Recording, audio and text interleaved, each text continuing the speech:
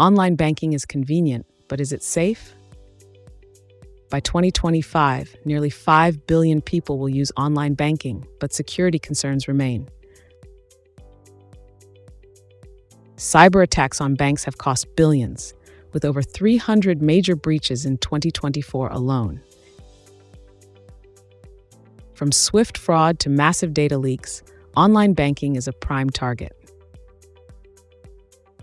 Banks implement strict security, but is it enough? Governments enforce security laws, but users must also stay alert. Stay secure with simple habits, strong passwords, MFA, and monitoring transactions. Innovations like AI and quantum encryption will shape the future of secure banking. So, are online banks truly secure? The answer depends on technology, regulations, and user vigilance.